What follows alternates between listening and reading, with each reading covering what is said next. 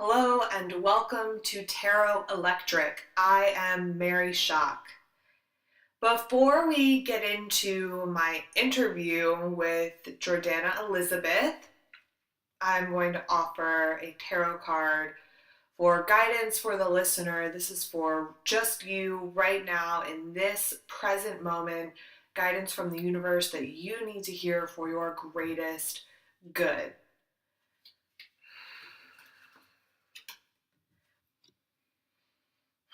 I pulled the 10 of Discs, and I'm using the Mother Peace tarot deck, the famous goddess feminist tarot deck, perfect for my talk with Jordannah because we were just two wild feminists getting together and talking about life. And the 10 of Discs is really guidance for all of us to look at the communities we're a part of, look at the circles, and look at how we can come out and support each other.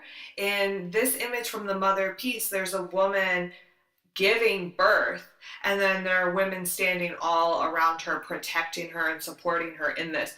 So I would say look at your communities, look at the circles that you are a part of, and look at the ways in which you protect your sisters and the people around you. So how can you lift up the community that you're around, and how can you protect and provide for your community? And then at times, how can we rely on our community, our family, to come out and support us? So where can you say, hey, I could use some guidance here, I could use some protection, I could use some help? And the 10 of Discs here just asks us to look at our communities and make sure that they are functioning in the most healthy way that they could possibly function. If you're feeling overwhelmed by your community, now would be a time to start having these conversations and asking for some support where you need it, and for the support that you're giving to really be recognized. But I'm feeling like this card is just asking us in a lot of ways to celebrate those around us who protect and give us life and ground us and help us on our journey, because we're definitely not doing this alone. It is my extreme pleasure to present you all this interview with Jordannah Elizabeth, writer, journalist, artist, and a rad friend of mine. We're going to get into emotional labor, toxic masculinity, patriarchy, and while we don't exactly talk about tarot, we talk about a lot of issues that are close to my heart, and we talk about the revolution of consciousness that is happening in this world. To me, tarot is a part of it, and anything that connects us to our inner voice is a part of this revolution. So I hope that this resonates with you listeners, and I would like to invite you all to join Jordannah and I for the event that we are hosting together, Psychic Social Justice, happening Sunday, April 30th, 7 p.m. at Holy Underground.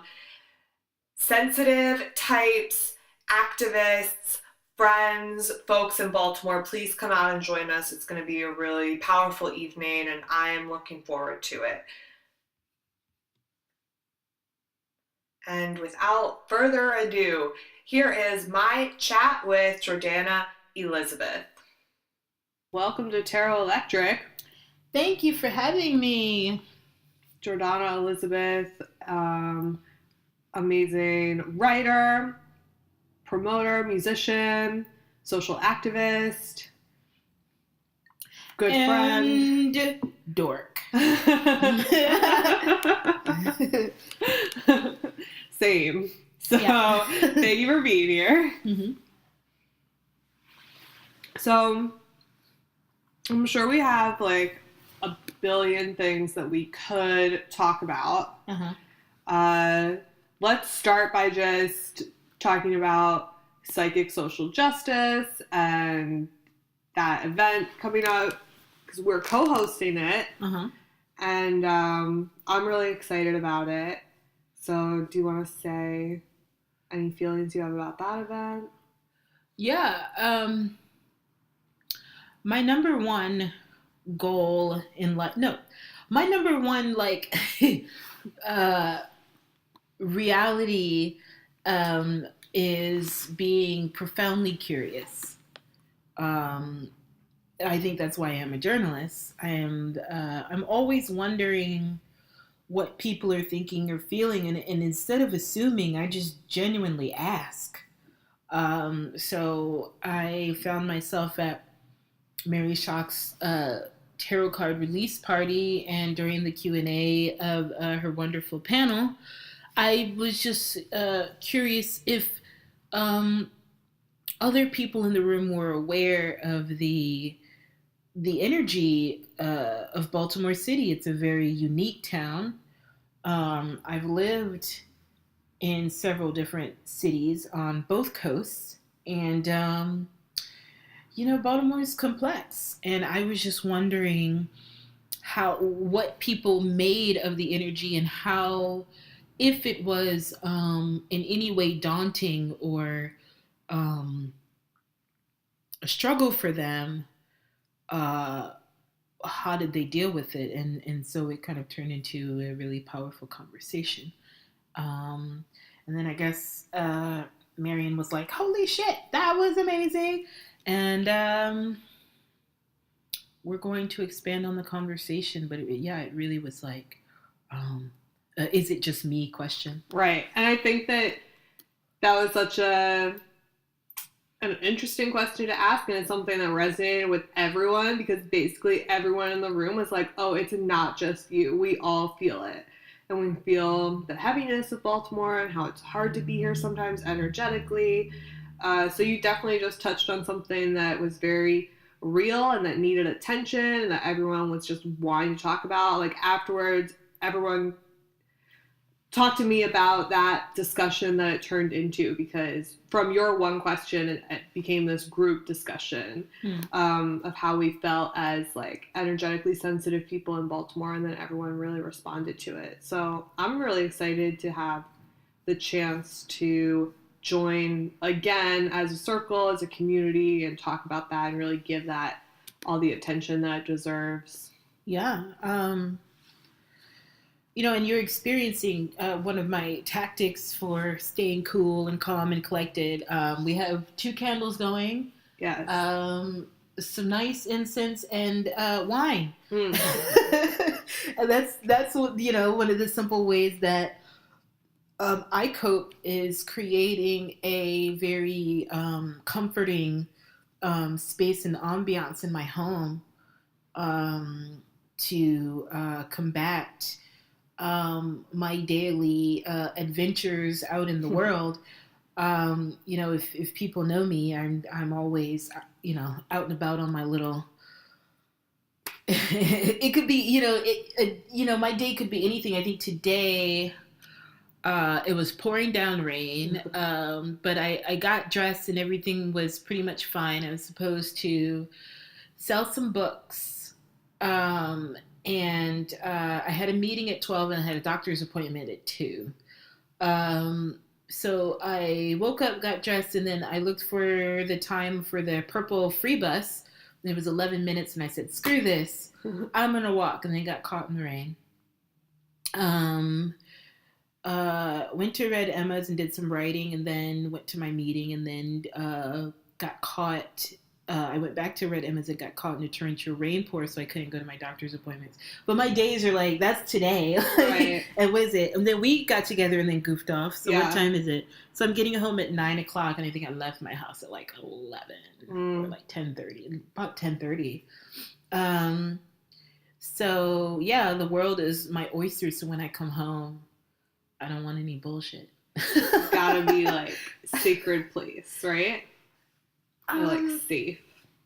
Yeah, it's just got to be peaceful. Mm-hmm. Yeah, definitely.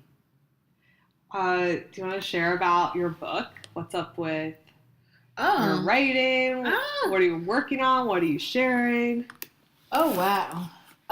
First of all, the day before Psychic Social Justice, which is April 30th, Yeah. 2017 at 7 p.m. at the Holy Underground, I will be at the City Lit Festival. My friend Tracy Diamond runs a small press called Ink Press Productions. And we were kicking it at Club Charles because I'm out and about all the time. Mm-hmm. And we talked about my chapbook and the small press that I started. The beautiful thing about Tracy and I hanging out is that I pitched this current chapbook, The Warmest Low, to Tracy to publish, and we were sitting, and I was very depressed and discouraged at one point, and I was actually trying to pitch a public-private anthology. The name of my literary organization and small press is called Public Private, and I was trying to pitch the anthology, and Tracy was like, meh. And so I said, look, I really don't want to write it. This is just a silly idea, but I pitched The Warmest Low. And she was like, holy shit. Like, there's something to that, and she was interested in it. So I originally put the book together for Tracy and Amanda at Ink Press. So the universe, they were like, we might not put another book out for a year. And, Jordannah's not one of those people. I think if you get to know me, I work really fast. But the book took a while. I think she and I had that meeting July of 2016. And the book premiered April 1st, 2017. What is that, like 6 months, 7 months? So I put some work into it. And it will be available at the City Lit Festival at the Ink Press Productions table. It will also be available for purchase at Red Emma's bookstore and coffee shop in Baltimore. And I'm hoping to expand to some shops in New York and other places in Baltimore. And you can find it on publicprivate.org. But it's an existential love story about love and loss. Yeah. Much. Yeah. And death and reincarnation. Mm-hmm. Well, I definitely think that everyone should go out, buy your book, go to the City Lit Fest, come to Psychic Social Justice the next day. You can just hang out with us all weekend. Yeah. See Jordannah. Because I'm going on hiatus the next day. Perfect. Yeah, I'm going on hiatus from May 1st to August 1st, so this may be one of the last times you can really access me at an event.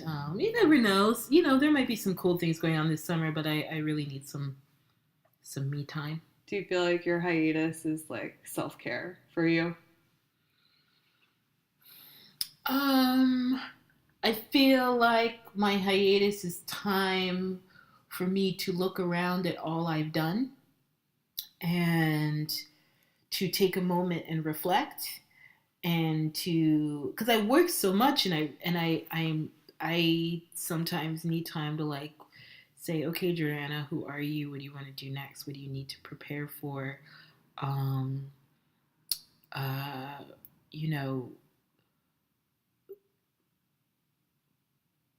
All of this stuff that I do is a process, and all of this stuff is pretty much a culmination of 15 years of growth, but it's pretty consistent of who I am as a person. So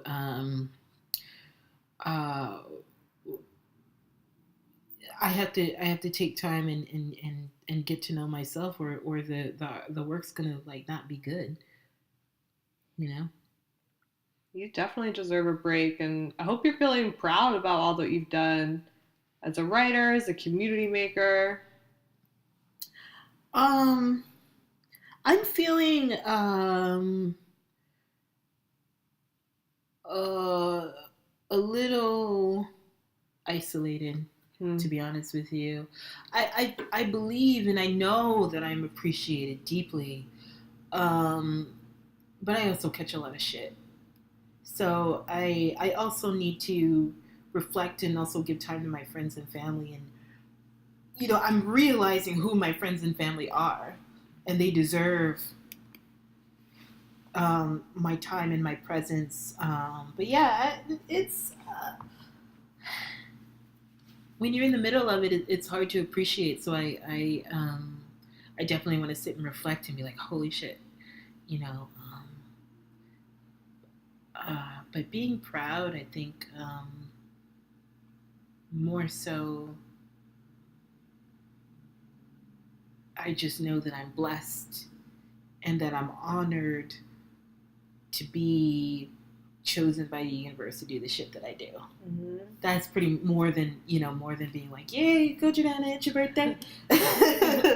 I'm more really humbled to be like, holy shit, it could be anybody in the world doing all of this stuff with Mary Shock and writing books and all that stuff. And so yeah, curl up in a ball and be like, why me? I mean, that isolation is, I think, something that a lot of us feel at different times in our lives, and especially if we're sensitive people, emotionally sensitive or like energetically sensitive, and we might get into that at Psychic Social Justice, but like, I don't know, it's a good question to be asking ourselves when we're feeling isolated, right? Like, where does this come from, and what is it doing for me, and where is it hurting me, and like, what can I do with it? Because I know that I definitely feel isolated also.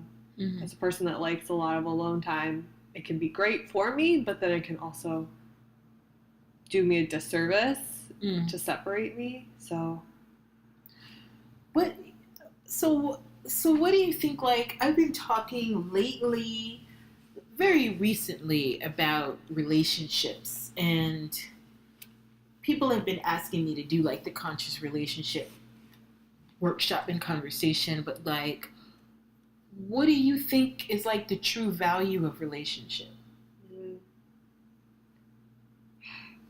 I mean, compared to like having me time and like having fun by yourself. Yeah. Definitely so hard for me to say, because me personally, I'm such an alone time person. Right. But I mean, obviously our relationships are valuable, right? Mm-hmm. And I mean, they definitely give you a perspective outside of yourself, right? Mm-hmm. So that's really valuable, mm-hmm. to have an extra perspective. Plus, they can, I mean, if your relationships can give you a place to care for another person, mm-hmm. so to kind of put aside your own ego or your own needs to make another person special, that's valuable. Yeah, I've been hearing that special word, and forgive me if I sound insensitive, because I was thinking to myself, me asking what is the value of relationships, I don't mean to be insensitive to the people who are in relationships with me, because I love my family and my friends and their families and their friends, so forgive me if that came off a little harsh. Yeah, we love our friends and family, but I get it. Well, I'm working on like these constructs of specialness, and we just did Strangers Become Sisters, which was amazing. I'm so glad I got to come.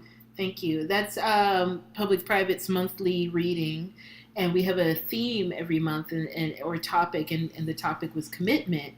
So in thinking of commitment, and I'm committed to a number of friends, family, and relationships and work.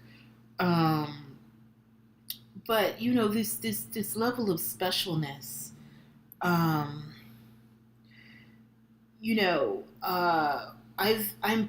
try to be altruistic, and I at times, particularly in my familial and intimate relationships, feel that worry that they feel that they get the short end of the stick because I'm so altruistic. If my friend's kid comes, I will babysit immediately. Like, you had to wait like a few minutes while I was like babysitting, and I can't tell. Sometimes I can't tell because I want to serve so much, if I'm being insensitive to, my moments that I have with everybody, with my friends and family. So So the specialness thing, um, I think more than specialness, I'm learning in relationships patience, compassion, and continual forgiveness and communication is really important. Um, and uh, I've literally my whole life been appreciated for being honest. Um, and I think when we go with the levels of blind commitment, specialness, and the constructs of our roles in relationships. I don't want to talk too long, but like I've been talking about like the privilege that sometimes men in our culture are allowed to have when with friendships and intimate relationships and whatever. It's almost like, and women do it too. We all do it. It's almost like we are limiting our accountability and accessibility, you know, measuring the degree of our relationships by these terms: friendship, intimate relationships, platonic, married, girlfriend. And it's like, I don't know what the rules are sometimes because I'm so altruistic. It's like, um, you know, uh, what do I do? And if I'm in trouble because, because of this or that, you're not going to help me. Like, so, I think these are the things I've been thinking about and talking about a little bit. And I think during my hiatus, I need to figure out who I am as a person and how to live as comfortable as possible within these social realms, which is a lot. Yeah, that's a big chunk of you, of life, of the society to try and like understand, but it definitely seems valuable because we all obviously struggle with our relationships so much, otherwise people wouldn't be fighting, Mm. right? Um, Yeah. so it definitely seems valuable to like take a look at it. What do you think is the value of relationships? Or are you trying to figure it out? I really like people. Right. Um, Being a journalist, I can test myself. I have to test myself because it's my job to A, make people comfortable, B, make people comfortable enough to open up to me, C, get the stories, D, get the facts, and also be myself and not be like some weirdo narc, which is hard. I don't trust a lot of journalists. Journalists are pretty shady. So I try to not be. Good journalists or not. Good journalists. By the way, the book, The New Journalism, is really wonderful. And it's an anthology of interviews with some of the best journalists. The person who wrote, Aaron Brockovich, and those journalists who really like broke their stories. Or maybe I'm wrong. Anyway, the ones who wrote books and did a really good job. Uh, I'm inaccurate with that Aaron Brockovich story, but so sometimes I'm at the coffee shop and I have to test myself, and I walk up to people like, "What are you doing? Do you like that book? What's going on?" Because I want people to feel safe. So there's also this level of like, again, like curiosity and childlikeness that I have, where it's like, "Hi, what's your name? What's that on your screen?" It's who I am. Right. So, but then now that I'm an adult, and things get more complex. It's more complex than, "Hey, what are you doing? Where are you going? What do you know? What's up?" Uh, uh, I have to kind of rise to the occasion as an adult and be like, "Well, what do you need? How are we going to balance this?" But I think that's what's thwarting me, because as an adult, I don't really know like why it's so complicated. Um, my suspicion is that other people, because of the specialness, other people get threatened by relationships. So even if it's not an intimate partner, you can have a friend that you're very close to, and their best friend or their mom or somebody you don't even know is throwing you shade because their special friend is showing you that they think you're special. And it's like kids, but it's really much heavier with adults because then you get into triggering, and then you get into years of experiences and sexual abuse and things that we don't know about. So you have someone's partner being jealous, and some people would be like, oh, that's cool, I'm just going to make that person comfortable. Other people are highly afraid and triggered, so I think that's what I'm struggling with, like learning how to not judge and have tolerance and compassion, because I don't know what this late 20s, 30s, 40s, 50s, 60-year-old person has gone through, and I really got to drop my assumptions and my bullshit to have and communicate, to have healthy relationships. And that's adult shit, and it's hard. So basically, like, everything that we're talking about right now is all emotional labor, right? Yeah. Do you feel like as a journalist you do a lot of emotional labor, or do you feel like you kind of walk this line because you also are maintaining some aspects of like being neutral or being the observer? Does that come into play at all?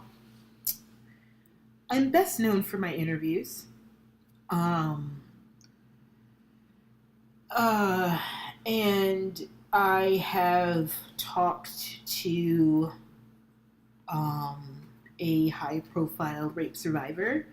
I have spoken to a high-profile misogynist. And in between, you have your very complex, brilliant artists.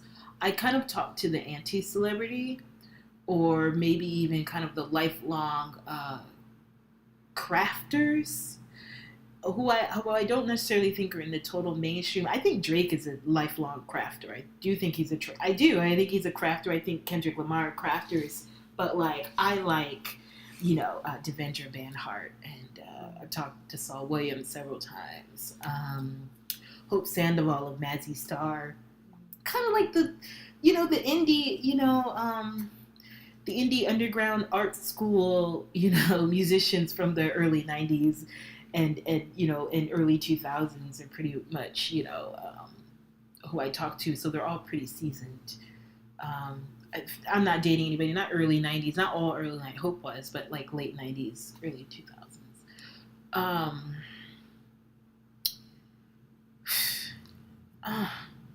Yeah, it's a lot of emotional labor. Because I ask the questions that let's first understand that I'm always fighting male mediocrity in regards to journalism, music journalism. Okay? So these are the guys that read the press release, look at some old interviews, from a few years, and they go and ask what's the album about? How do you feel about this? Da da da da. So when I go in, I don't prepare a lot of the times. And I have a conversation. So I like going in raw, because then they can tell me who they are instead of me telling them who they are. Because a lot of these guys are like, oh yeah, so you said this in 2000, like, who the fuck cares, Excuse my language. Yeah, I go in unprepared, and so I talked to Patrick Adams, who has produced over and arranged over 1,000 songs. He was the engineer for Salt and Pepper and Eric B. and Rakim's early stuff, and has worked with everybody, R. Kelly, everybody in between. So we were talking, and he's doing this huge concert, 2-hour concert for the Red Bull Music Academy NYC Festival. So we're going on. He's telling me about everything he's done, and I said, when have you ever arranged live music? And he said, well, when I go in the studio, I usually arrange orchestras. I said, I know how that works. Maybe I should ask, when did you arrange a live concert? And he said, well, never. So I found the one thing that this highly experienced, highly blessed, highly charmed human being, I found the one thing that he's never done. And I don't know if any other, journalist is going to be like, have you ever arranged a live concert before? Because people will assume that because he's doing it at, 60, 70 years old. Forgive me, Patrick, I don't know your exact age. I should. So that, that's the game I play. Like, what can I find in our conversation, that's unique about you? And that's why I get multiple interviews. So it's hard for me. Yeah, but that emotional labor obviously pays off, right? Because if no one else is going to get those like raw conversations that come from really being interested and really talking with a person, then you're getting something really, not to use it again, but special. It's gotten me access to Harvard University. Like I said, just to the events at the Red Bull Music Academy, which I'm still just so honored to have been called to cover for New York Amsterdam News. Yeah, it's put me in a top realm of music and journalism, and I'm proud for sure. I'm proud of that. Yes. I'll say that one. Good. I'll say that. It's a lot. And that's definitely something to be proud of. It's fun. It's cool. But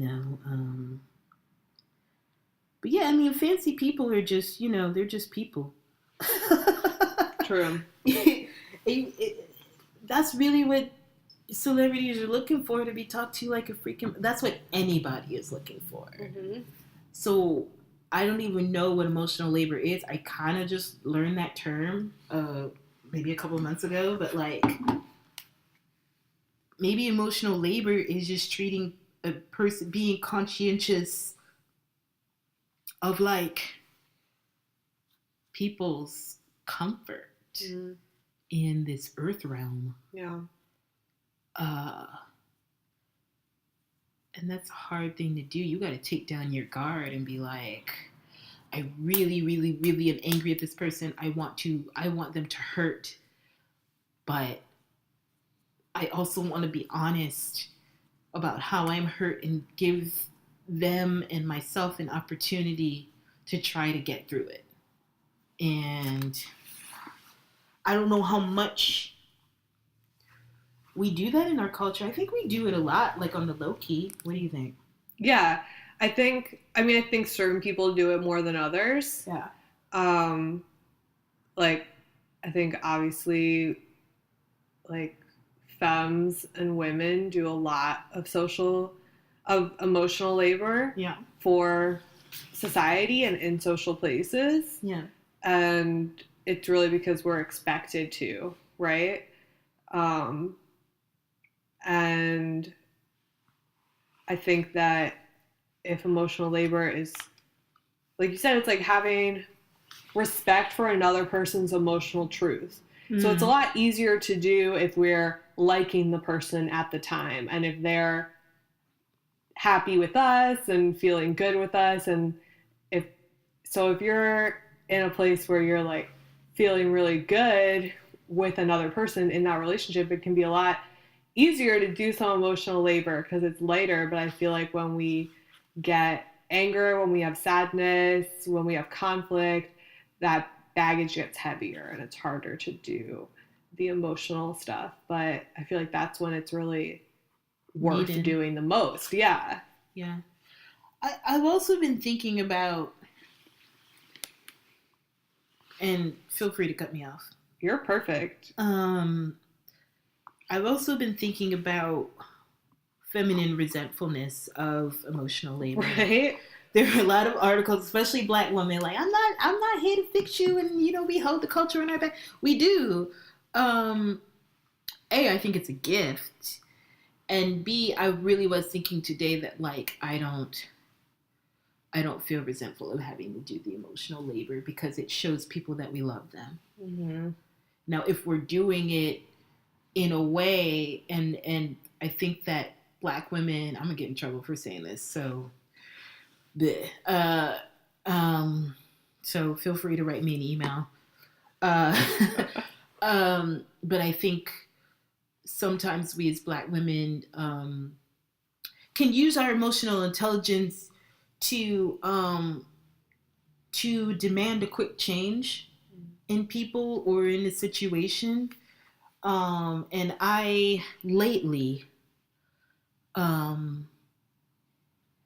been doing emotional labor because I love people and I love my city and I love my community and I love my general American culture and human culture. So I haven't really been coming at a place where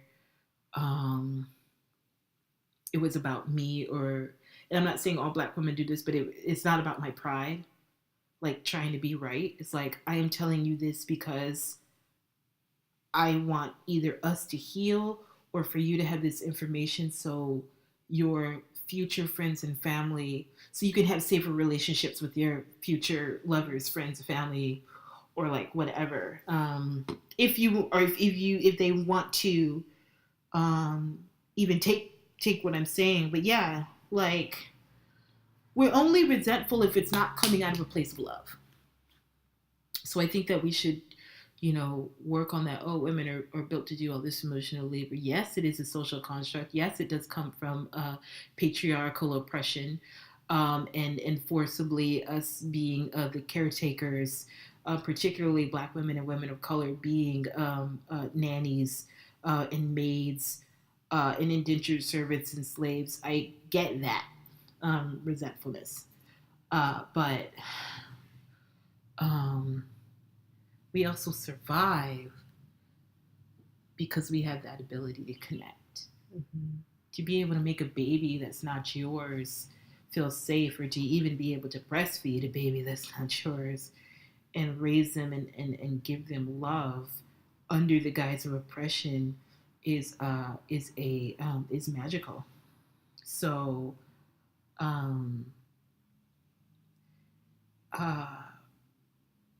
that's a gift the man gave us. So F you. You just made us better people. Yeah.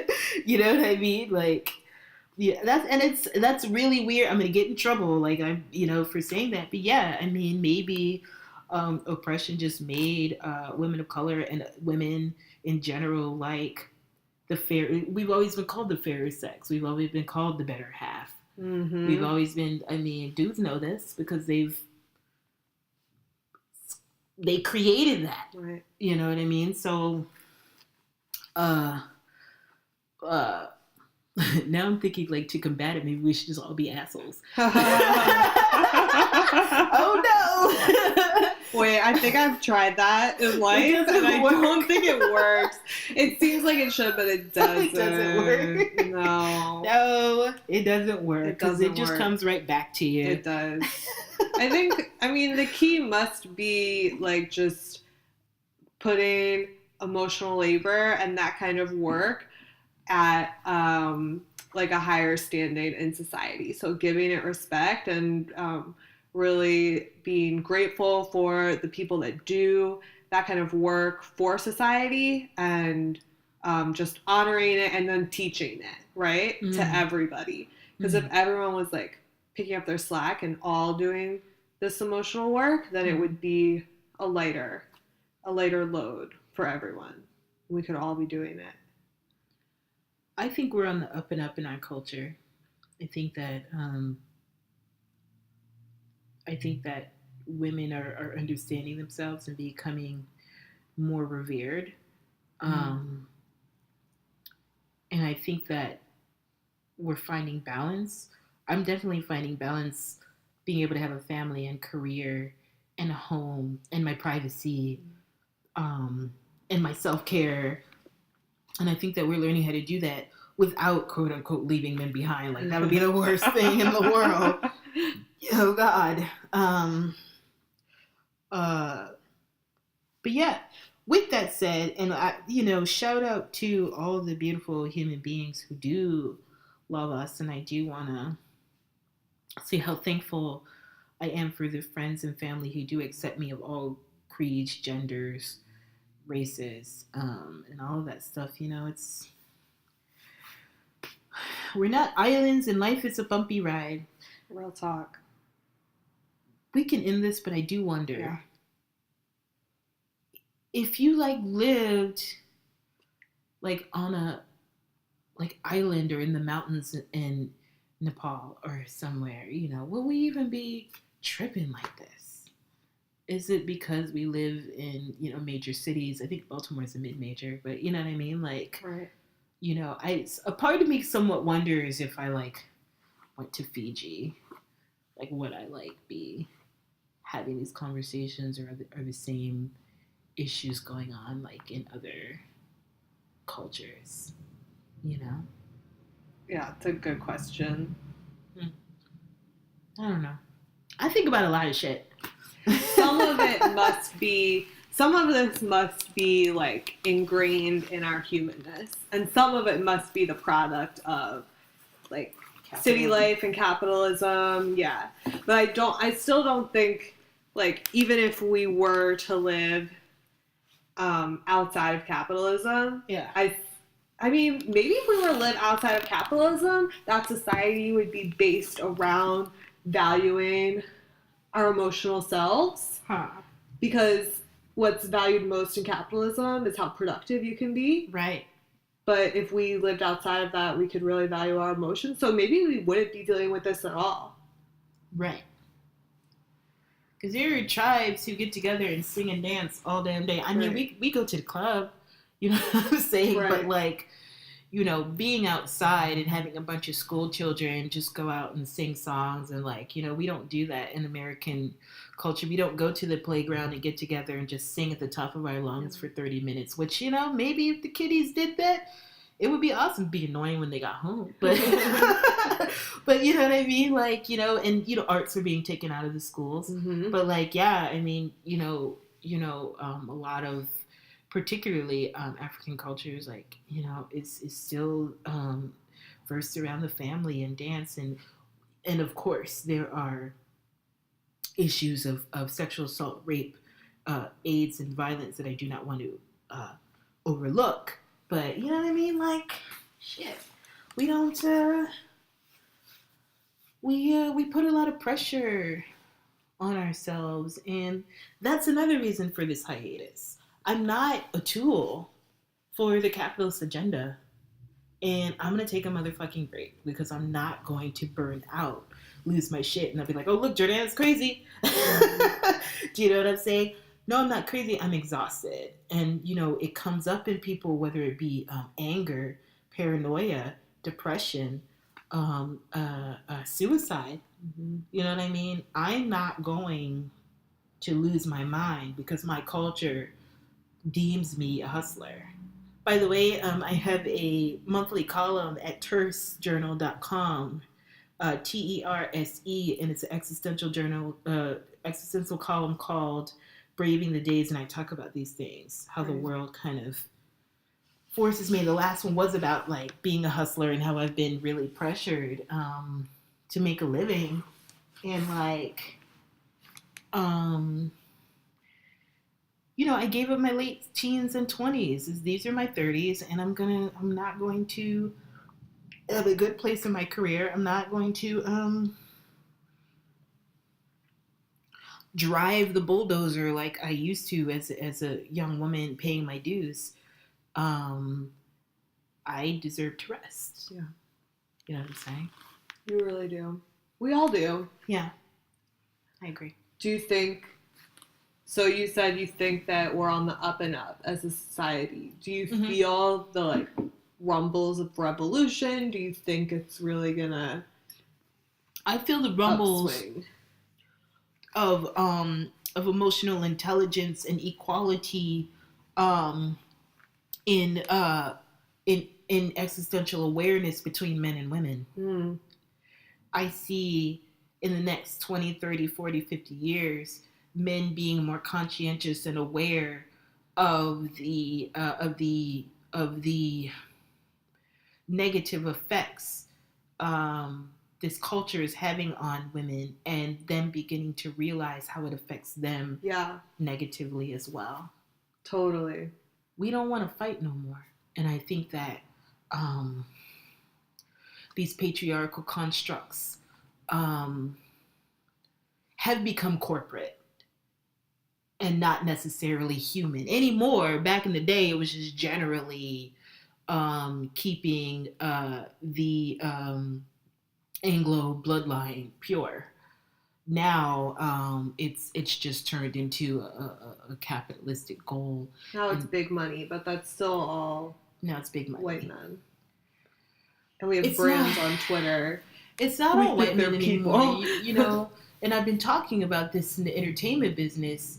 We have a lot of black billionaires and producers now who are, and we keep ignoring, and I'm going to say it, I'm going to get in fucking trouble. We keep ignoring the black male misogynists that are just as ruthless, and the Middle Eastern, Saudi Arabian, Pakistani misogynists, the misogynists in Yemen, you know what I'm saying? Like, it ain't just, they all working together. Yeah. This is world, global, patriarchal domination. Toxic masculinity. A worldwide problem. Ew. Boo. Ew. Gross. Ew. Toxic masculinity. We don't like it. Over it. Yeah, I put on my Facebook today. I'm like, I'm so over it today. Yeah. So, you know, but I see walls coming down, and I see men looking us in the eyes. Yeah, I feel that too. And I see it in the, like, young children that I meet too.